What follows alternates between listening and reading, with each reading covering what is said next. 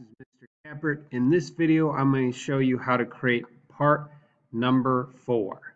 So, like always, you want to go up here under File and do New Design. Now, you want to start and make it inches. On that drop down, hit OK. Another thing that's really nice I figured out how to do is to create a grid where every grid is 0.25 or quarter of an inch, just like the drawing.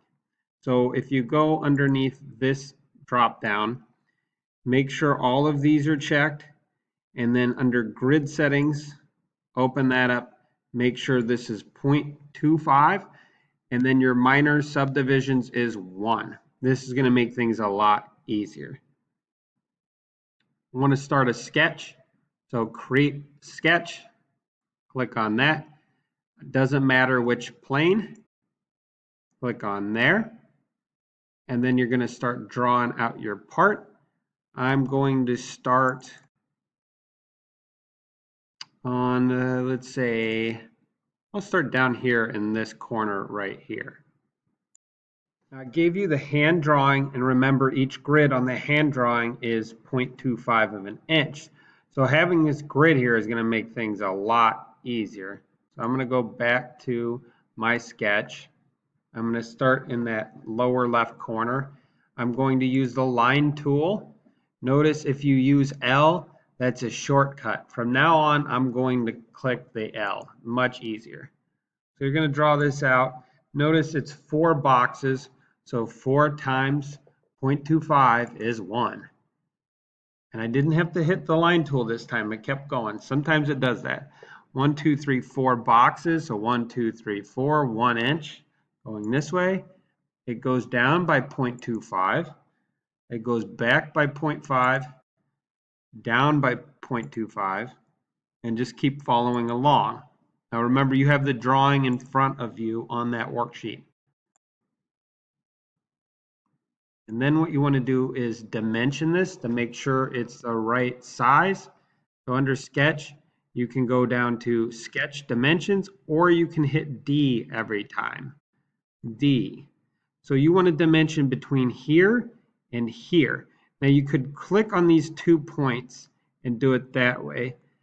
But what I normally do is I click on the line itself and see how you got these arrows that go from this end to that end. I did just 1 left click, I let go, and then I pulled out to the side here.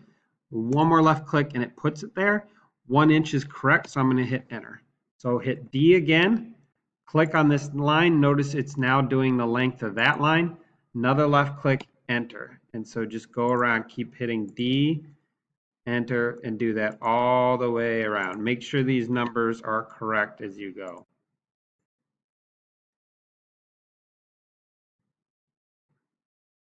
And I missed one right here. So make sure you get all of them. Okay, just hit OK if that happens. That just means that you have too many dimensions on there, which is okay. Hit enter. Then you're going to do stop sketch. This might be a good time to save. You want to save fairly often. Sometimes it comes in flat like this. Sometimes when you guys hit stop sketch, it comes like this. Doesn't matter. Your screen's not necessarily going to look absolutely identical to mine. So this is a good time to save. I would save fairly often.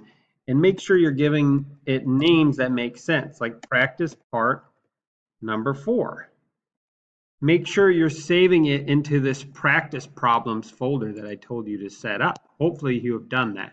So you'd want to click and put it into there, hit save. I'm not going to do that because I already have a copy of this and I don't want to have tons of copies of this. Next step is to extrude this. So use this extrude tool, click on what you want to extrude, and then this is a 1/4 inch thick, so 0.25, hit enter. Now you need to do the raised part. You're going to have raised letters on yours as well, so hit create sketch. Click on the body here because you're going to do it on here. Line, you can go and do the drop down, or you can just hit L. I like just hitting L. So I'm going to start in this corner, make sure it starts there. I'm going to go down and then over. Sometimes you got to hit L to get it to go.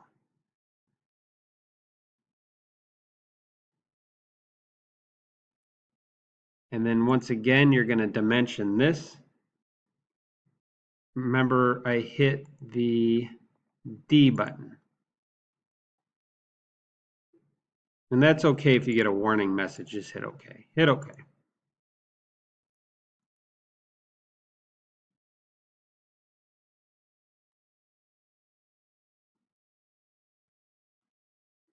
Technically, you don't need those, but it's easier just to do them.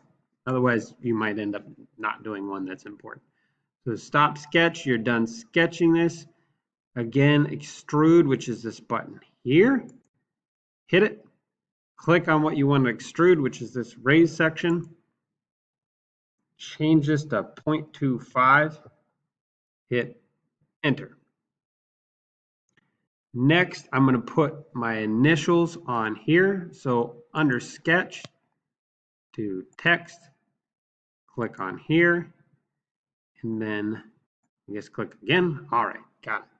So I'm going to put my initials. Make sure they're big, but not too big. We can move this over. That's way too big. So that's too big. There we go. Hit OK. Move this so it's on top of there. Stop sketch. And back to extrude. Click on what you want to extrude. Zoom in if you have to with your scroll wheel. Click on there. Notice it didn't like it. Sometimes you got to hit it a couple times. Then do 0.01. Hit OK.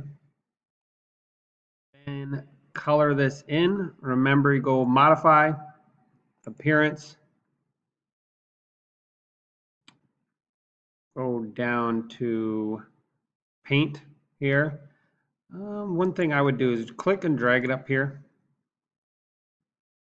Right click, enter, and then you can change it to whatever color if you want to change it up a little bit. But it is orange, so that's about right. Could go a little more. Oh no, definitely not. Okay, kind of like that. And then make sure body/components, pull it over. Boom, it puts it on there. So mine's not as quite the orange I'd like, but good enough. Then you want to do the face because you just want to put this onto your initials. Zoom in, grab it and put it onto that surface only, onto this surface only. And then something I did too to make it clearer was I took and put this onto there. Hit close.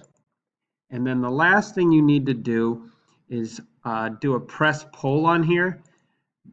The problem is that the 3D printer isn't crazy accurate. It's going to be off a little bit. And what's going to happen is that the parts aren't going to fit together. So you need to make these gaps bigger, and then the prongs, or the things that stick out, smaller. The outer edge of the puzzle, it doesn't matter. You don't need to do this. And if you get confused, just do it to every surface. That's the easiest way. But you're going to use this press pull, and you're going to press onto the surface and do -0.01. I'm going to do a highlight, Control C or Command C if you have an Apple, hit OK, because I'm going to use this over and over. So I'm going to do the press pull, and notice you can just use Q from here on out. I'm going to do it to every surface. Do this going all the way around. And I'm just using Control V going all the way around. Try to remember which surface. It's important that you get every single one.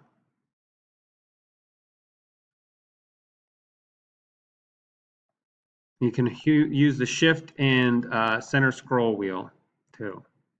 Hope this video helps. Let me know if you have any questions, but make sure you go all the way around. I didn't do that all the way around.